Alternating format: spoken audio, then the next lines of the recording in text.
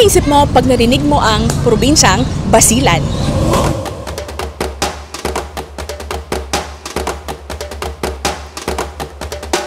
Kung banta pa rin ang turismo ang naisip mo kapag narinig mo ang probinsyang Basilan, abae, panoorin mong video na to at mamangha ka sa ipapakita ko sa'yo. In this video, I will show you ang mga nakita at na-experience ko sa pagbisita ko sa Basilan!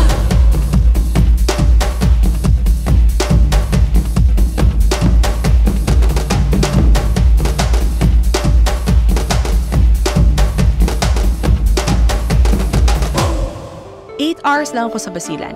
Pero, siksik, liglig, at umaapaw ang experience ko rito. Kaya tara, samahan niyo ako sa aking pagpasyal sa probinsya ng Basilan! Ang Basilan ay isang maliit na probinsya na 1 to 2 hours ferry ride lang from Zamboanga City. Pagdating ko ng Isabela, ang de facto capital ng Basilan, ay namangha ako sa nakita ko. Ganito pala rito sa Basilan. Maayos, malinis, mababait at malabate ang mga tao, at maraming mapupuntahan, mga turistang tulad ko at tulad mo. Sobrang layo sa naisip ko kung ano ang Basilan. Hindi pa kami nag-breakfast pagdating namin, kaya pumunta muna kami sa Boris Cafe. Breakfast muna tayo! Hindi mo akalain na sa gitna ng bundok ay may magandang cafe na may napakagandang view at masarap na pagkain. Kung mahaba-haba sana ang oras namin, ay buong araw ako tatambay rito. At dahil 8 hours na kami dito, after breakfast, bumiyahe na kami papunta sa isa sa pinakasikat na destination sa Basilan, ang Pahali Resort, na dating tinatawag na Malamawi White Sand Beach. It is a planted boat ride from the mainland. Pagdating mo ng isla, ay bubuhat sa iyo ang mga bahay ng mga badyaw. Tapos, sasakay ng jeep or habal-habal papuntang resort. Ang ganda ng beach dito! Puti at linong buhangin, at sobrang linaw ng tubig. May kukumpara mo ang ganda nito sa mga top tourist destinations ng Pilipinas.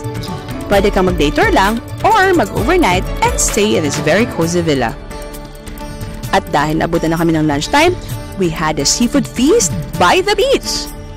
Sobrang relaxing yung lugar na ito.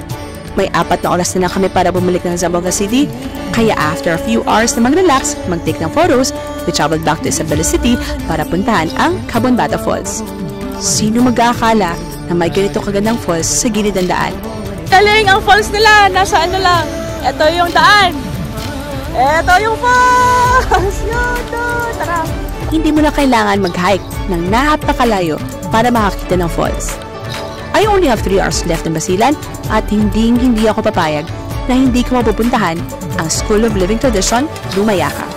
You will learn more about the culture and the arts of the Yakan sa training center na ito. Ilang po ito? Ilang days? 15 days ito. 15 days? 15 days. Paano po ang pattern nito?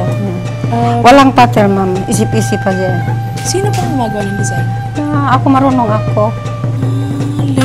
Ano na po, habang nag-weave ka, yun po yung lumalabas dito. Ito yung pinakatagal nyo sa design po? Sa putangan. Pangalan nito sa putangan. Ano pinatagal ito. Ano pang meaning mo? Thread, pati Monaco. O ganyan. O dito lang, o doon sa kuan sa...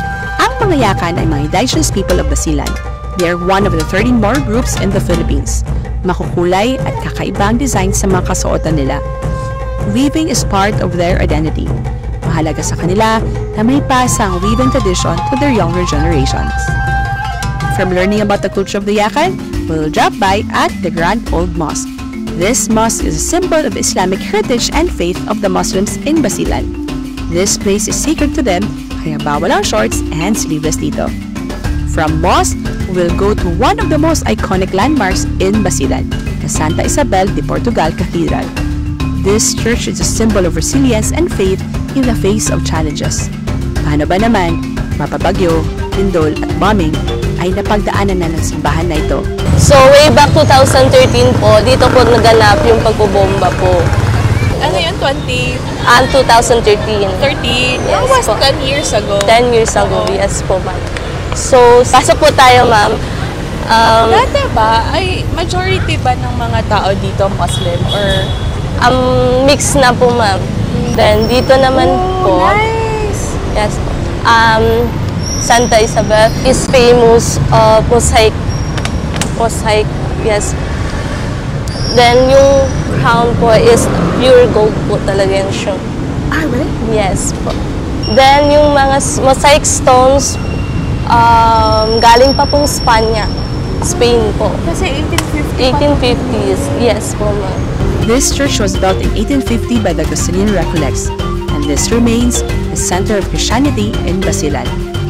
While the majority of the population of Basilan Muslims, Christians are welcome to practice their faith here.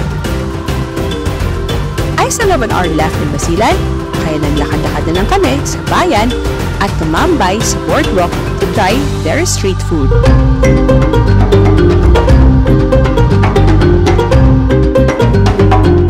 Ito yung boulevard ng Basilan.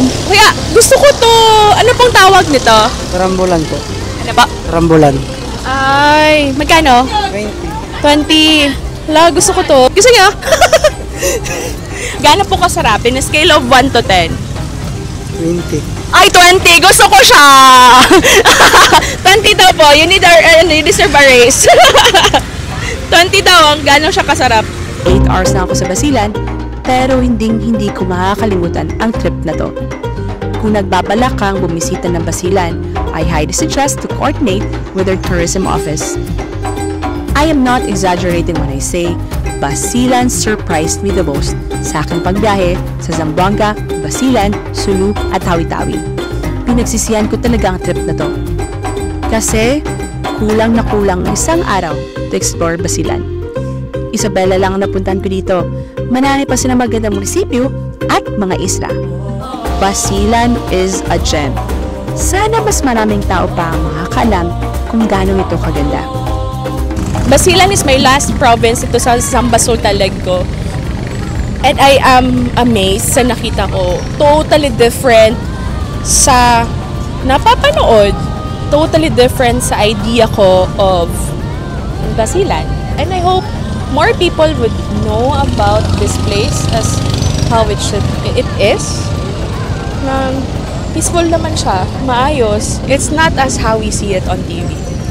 It's an overwhelming experience. Watch my other videos as I travel to Zamboanga, Basilan, Sulu, and Tawi-Tawi. And follow me for more travel videos. Bye!